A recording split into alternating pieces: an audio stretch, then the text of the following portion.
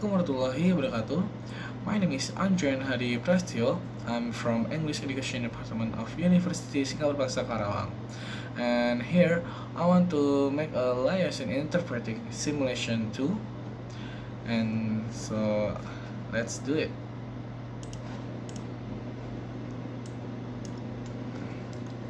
Good afternoon, and thank you, and wow, I am so privileged and so honored to be sharing this afternoon with all of you and these incredibly amazing women that are being honored today. Selamat siang dan terima kasih. Dan wow, saya sangat tersanjung dan merasa terhormat untuk berbagi di sore ini dengan kalian semua dan juga wanita-wanita luar biasa yang dihormati hari ini.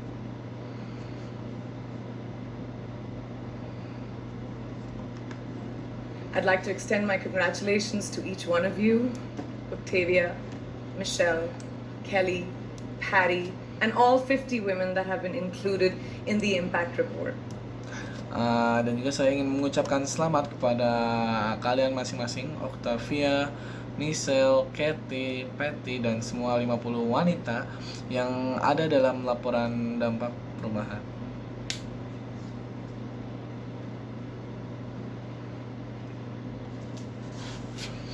Your achievements not just inspire me, but also so many others to work harder, to be better, and to make a dent wherever we can. So I'm very, very proud to be standing alongside of you. Prestasi kalian tidak hanya menginspirasi saya, tapi juga begitu banyak orang lain di luar sana untuk bekerja lebih keras, menjadi lebih baik, dan untuk membuat perubahan dimanapun kalian berada. Dan saya sangat bangga bisa berada di sini bersama kalian. So in life, there are moments when you stop and ask yourself, how did I get here? Like, why am I standing here? Well, this is definitely one of those moments for me. Ya, di dalam hidup, kita tahu ada saat-saat ketika kita berhenti dan bertanya pada diri sendiri, bagaimana kita bisa di sini? Dan seperti apa kita bisa berdiri di sini? Mengapa? Dan ini pasti salah satu jadi momen bagi saya. And I find myself going back to the beginning, back to my roots. I was born to incredible parents, amazing parents who served as doctors in the Indian Army. Dan kembali ke awal hidup saya, pada saat masa kecil saya dilahirkan dari orang tua yang luar biasa.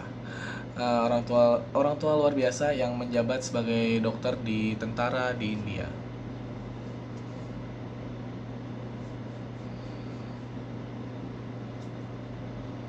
I was the firstborn, and as far back as I can remember, I made my parents very proud and happy 99% of the time. Okay, slight exaggerations of personal achievements are allowed from time to time, don't you think? Jadi saya adalah anak yang pertama lahir, dan sejauh yang saya ingat, saya sangat membuat orang tua saya bangga dan bahagia 99% dari waktu ke waktu. Sedikit melebih-lebihkan pencapaian pribadi tidak apa-apa kan? Kan begitu.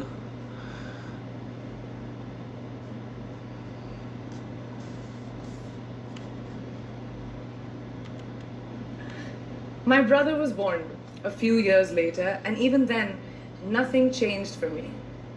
Saudara laki-laki saya lahir beberapa tahun kemudian dan tidak ada yang berubah bagi saya.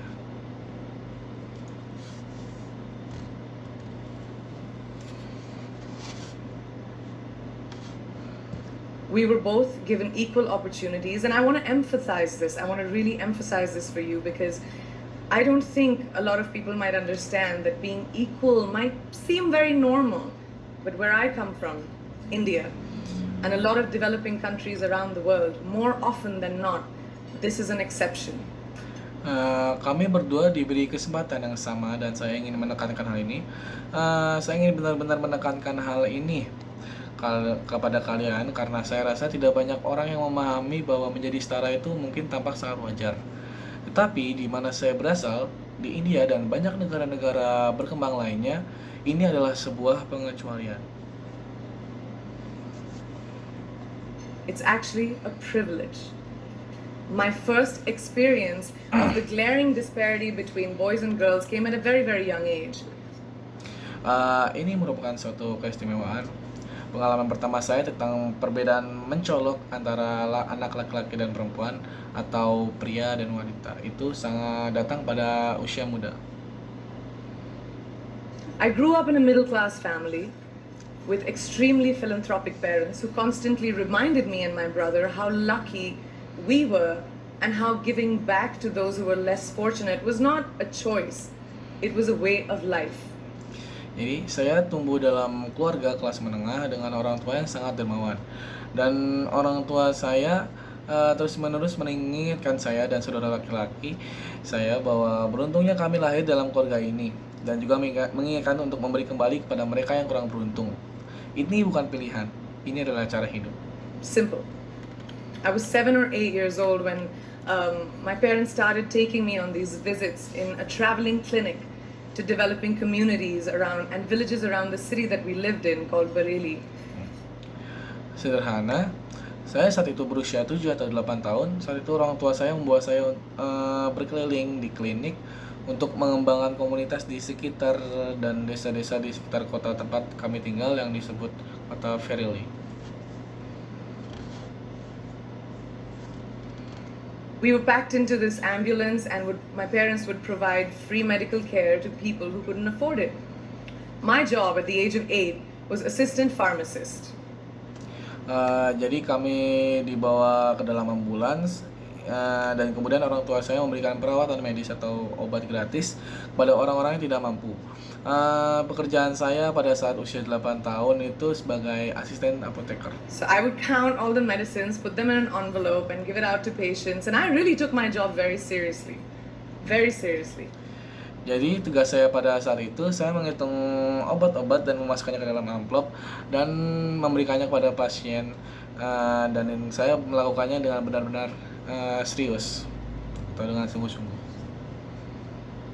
But the more I went on these expeditions, the more I began to notice the simplest things that distinguished a boy from a girl or a man from a woman. Jadi selama saya melakukan ekspedisi ini, saya semakin mulai mengerti dan mengapresiasikan hal-hal paling sederhana yang membedakan anak laki-laki dan anak perempuan atau pria dan wanita. For example, girls were pulled out of school when they hit puberty because they were considered ready for marriage and babies. Contohnya anak perempuan ditarik keluar dari sekolah ketika mencapai pubertas karena mereka dianggap siap untuk menikah dan memiliki anak. That's 12 and 13, while boys still enjoyed their childhood. Or basic human rights such as healthcare were denied just because they were women. Itu di sekitar usia 12-13 tahun dan sementara anak laki-laki masih menikmati masa kanak-kanak dan juga hak asasi manusia seperti perawatan kesehatan itu ditolak hanya karena mereka perempuan. Let's call this whole experience trigger number 1 for me. Fast forward a few years and many triggers in between. Biarkan ini menjadi sebut saja seluruh pengalaman pemicu pertama. Beberapa tahun ke depan akan muncul pemicu-pemicu yang lainnya yang akan muncul.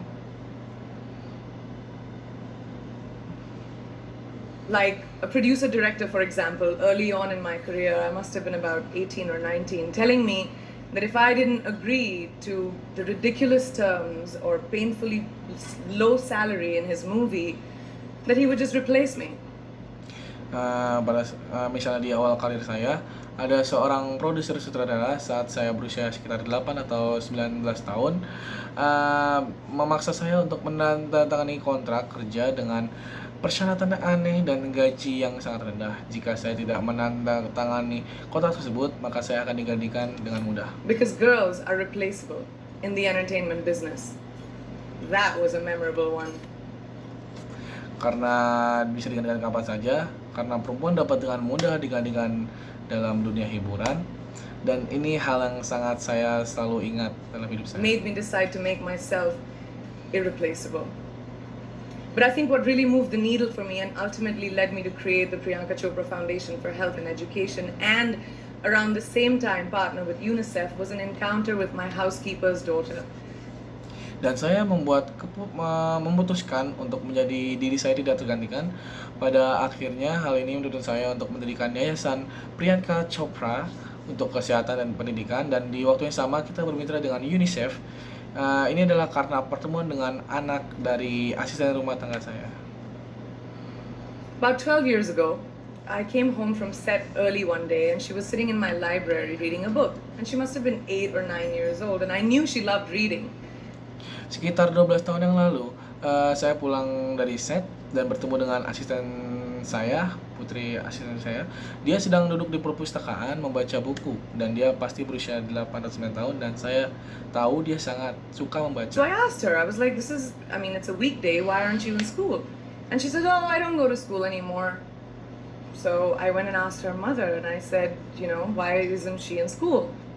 Jadi saya bertanya padanya, ini hari kerja, hari biasa, kenapa kamu tidak ke sekolah? Dan dia berkata, saya tidak pergi ke sekolah lagi. Jadi saya pergi ke ibunya dan bertanya.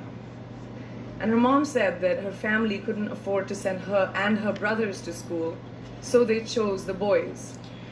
Dan ibunya tidak berkata bahwa tidak mampu untuk menyalurkan keduanya. Jadi ibunya memilih laki-laki. The reason untuk she would sekolah. eventually get married and it would be a waste of money. I was completely blown, and it shook me to my core.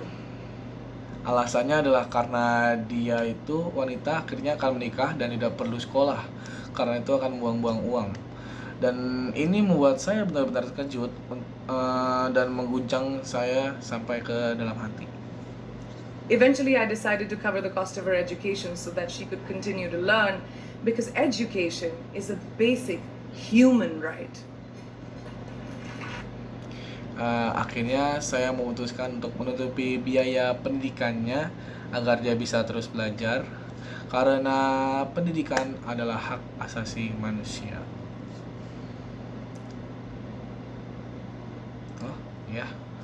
I think that's all my interpreting. I'm sorry for the mistakes. So thank you. Assalamualaikum warahmatullahi wabarakatuh.